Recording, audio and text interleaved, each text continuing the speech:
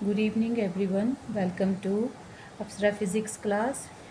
Students, since we are doing various numericals based on electric force, electric field, electric potential.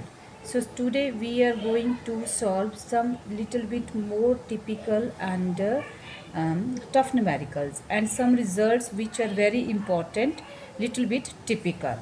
So here we are starting with first question. Electric field at a point on equipotential surface is electric field at a point on equipotential surface is perpendicular to the surface. यहाँ पे हमसे पूछा गया है कि electric field जो है equipotential surface पे हाउ दैट वेरीज। तो देखिए यहाँ पे क्या है हमारे पास इक्विपोटेंशियल सरफेस। हमें पता है equipotential surface is the surface at which electric potential at every point is same and work done is 0. A work done means force into distance, that is equal to 0. So here you are seeing that dot product of these two vector is 0. It means they are perpendicular to each other. So here our option is perpendicular to the surface. The next numerical is the equipotential surface for a point charge will be तो equipotential surface जो है हमारे point charge के लिए that will be a spherical surface for a single isolated charge और for a point charge equipotential surface is spherical in shape. So this is the result. You have to remember it कि equipotential surface for a isolated point charge is spherical in shape or is a sphere. The next question is equipotential surface for uniform electric field. तो for uniform electric field equipotential surface जो होता है that is the set of parallel planes. Here you have to remember the two results that equipotential surface for a point charge or for a isolated charge is spherical in shape and equipotential surface for a uniform electric field. जब when electric field is uniform then equipotential surface जो होता है हमारा set of parallel planes. Actually हो क्या रहा है उसमें कि for uniform electric field means electric field at every point is same. So equipotential surface for uniform electric field means potential at every point is same. हर एक point पे potential जो है हमारा सेम है. तो क्या है उसके तो जो पोटेंशियल हर एक पॉइंट पे जब सेम है तो जो पोटेंशियल की वैल्यू है हमारे पास that is equal to the value on its surface. इसके सरफेस पे जो वैल्यू होगी वही हमारे पास होगी. तो जब यूनिफॉर्म इलेक्ट्रिक फील्ड के लिए प्लॉट करते हैं तो ये आते हैं हमारे पास set of parallel plane. So please remember this result. Equipotential surface for uniform electric field are set of parallel plane. The next question, electric potential at a point on axis of ring. तो axis of ring पे हमारा सीधा result होता है हमारा electric potential होता है 1/4πε0 q upon root r square plus x square. This is the value of electric potential on the axis of the ring. Next, electric potential at a point inside uniformly charged solid sphere made up of non-conducting material. Keep in mind यहाँ पे statement ध्यान से देखिए. Electric potential at a point inside uniformly charge spherical shell. Uniformly charge spherical shell है. Inside that हमने electric potential find out करना है but made up of non conducting material. Non conducting material से बना है तो उसका हमारे पास पोटेंशियल की वैल्यू आती है inside that charge spherical shell rho upon 6ε0 3r square minus x square. This is also one of very important and main result. लेकिन जनरली इसको मेंशन नहीं है बुक्स में, but it is very important.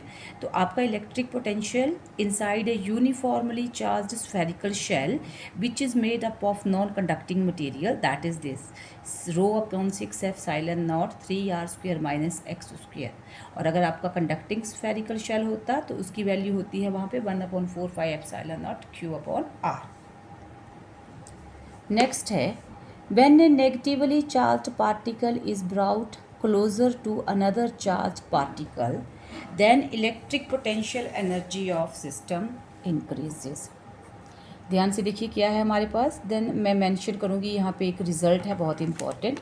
when a negatively charged particle is brought closer to another charged particle then another negatively charged particle then electric potential energy of system, another ये negatively charged particle then electric potential energy of system increases. Actually हमारे पास result होता है कि potential energy increases when like particles come close. When like particles को close लेके आते हैं तो उनका पोटेंशियल एनर्जी इंक्रीज होता है, और यही potential energy decreases when opposite charges come close. So this is your main result. So इसलिए when two negatively charge particles are coming close their potential energy of the system increases.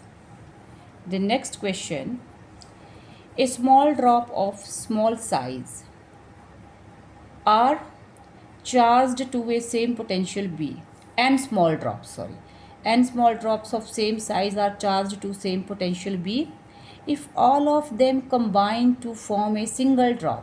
now n drops को combine करके single drop बना रहे हैं, then potential of single drop will be, तो आपको single drop का potential find out करना है। तो यहाँ पे हमारे पास जो कंडीशन दी है उसके अकॉर्डिंग क्या हो रहा है कि n drops are there are n drops, और n ड्रॉप्स हैं वहाँ पे। इन n ड्रॉप्स को कंबाइन करके एक सिंगल ड्रॉप बन रही है, बिग ड्रॉप। n ड्रॉप के ऊपर पोटेंशियल है v। तो यहाँ पे ये n ड्रॉप्स हैं। अब ड्रॉप जो होती है दैट इज ए स्फीयर, तो स्फीयर का वॉल्यूम होता है 4/3πr³। Let r be the radius of small drop. तो ये हमारे पास एक ड्रॉप का वॉल्यूम है, तो n ड्रॉप का वॉल्यूम हो जाएगा 4/3πr³ मल्टीप्लाइड बाय n। अब ये n ड्रॉप्स कंबाइन करके बना रही है सिंगल ड्रॉप, तो सिंगल ड्रॉप का वॉल्यूम होगा 4/3πr³। Let capital R is radius of this drop. तो बोलने की बात है कि volume of n drop will be volume of a single drop हमारे पास। सो n ड्रॉप का वॉल्यूम इक्वेट किया आपने सिंगल ड्रॉप के वॉल्यूम से, ये कट किया एंड R की वैल्यू आपके पास आई nr³ ⁻⁴। सो रेडियस आया हमारे पास n⁻⁴r। This is the radius of single drop. ये हमारे पास सिंगल ड्रॉप का रेडियस आया। अब हम टोटल चार्ज फाइंड आउट करते हैं इस ड्रॉप के ऊपर, क्योंकि पोटेंशियल दिया है इन्होंने कहा n ड्रॉप्स के ऊपर। तो टोटल चार्ज जो आया आपकी बिग ड्रॉप के ऊपर Q is equal to n³, n drops multiplied by charge on one drop. तो आपके पास अब टोटल हमारे पास यहाँ पे आ गया, चार्ज आ गया। Now so potential find out करते हैं। देन पोटेंशियल, टोटल पोटेंशियल होता है वर्क अपॉन चार्ज। हमारे पास यही है हमारे पास पोटेंशियल। तो पोटेंशियल हमारे पास है 1/4πε0 यहाँ पे टोटल चार्ज आया Q/r। ये होता है हमारे पास पोटेंशियल। तो अब यहाँ पे हम सब्सटीट्यूट करेंगे 1/4πε0। टोटल चार्ज वन ड्रॉप पे आ रहा है उस हैवी ड्रॉप के ऊपर n³ r is its radius. तो यहाँ पे हमारे पास रेडियस ड्रॉप का आया n रेज पावर 1/3 r। अब देखिए 1/4 pi epsilon not q upon r, 1/4 pi epsilon not q upon r, ये q upon r, this is the potential of single drop एक के लिए। बाकी हमारे पास बना n, ऊपर 1 नीचे 1, 1 माइनस 1/3, तो ये हमारे पास माइनस करके आ जाएगा 2/3। सो ये आपके पास v, अगर पोटेंशियल था आपके पास एक ड्रॉप का v, और n रेज पावर 2/3। सो आपका ऑप्शन यहाँ पे आ रहा है, then your answer is this n raise power 2/3 into v। ये आपके पास आया potential on a single drop. Then next question है, an electron of mass m and charge e travels from rest through a potential difference of v, what will be final velocity of electron? तो एक electron है having mass m and charge e that is traveling from rest through a potential difference v, what will be the final velocity? तो ये आया आपके पास यहाँ पे, कैसे हम सॉल्व करते हैं। Now here आपको देखिए यहाँ पे न्यूमेरिकल में गिवन है, an electron of mass m and charge e, electron का है मास m and charge e, travels from rest, okay, through a potential difference v, then what will be final velocity? Now when it is traveling from rest, तो rest से जब इसने travel करना शुरू किया तो it will gain kinetic energy. Kinetic energy होती है हमारी हाफ mv²। तो अब ये काइनेटिक एनर्जी जो है that is equal to EV, because it is accelerating through a potential difference v। तो this kinetic energy is equal to EV हमारे पास इलेक्ट्रॉन वोल्ट, ये पोटेंशियल एनर्जी हमारे पास, यहाँ पे kinetic energy equal to this potential, तो ये इसके इक्वल आ गया हमारे पास।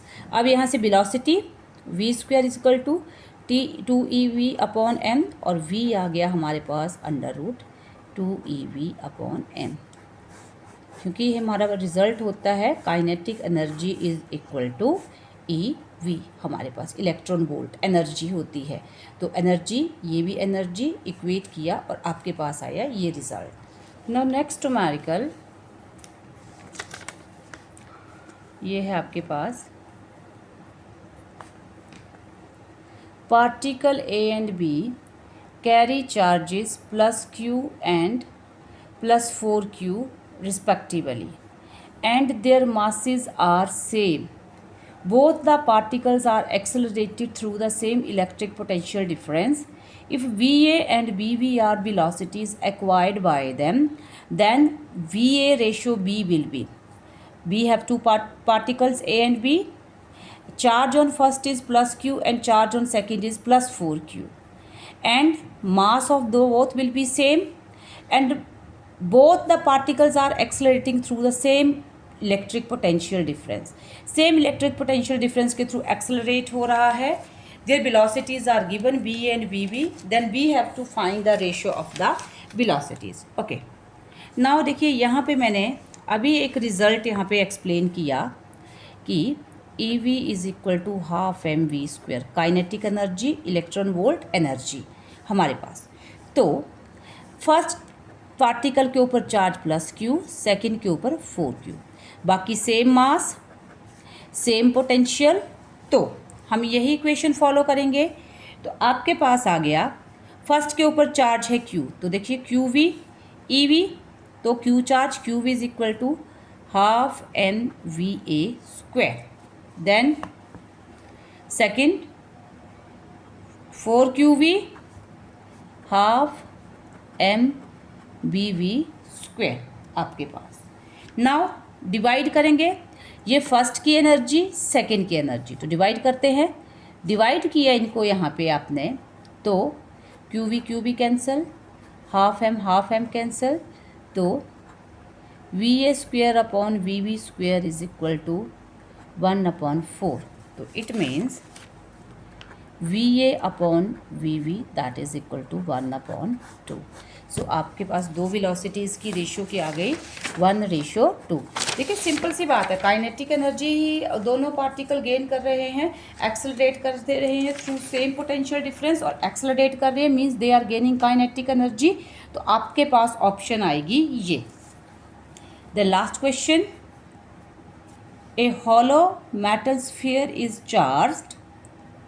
Electric potential inside the hollow sphere is.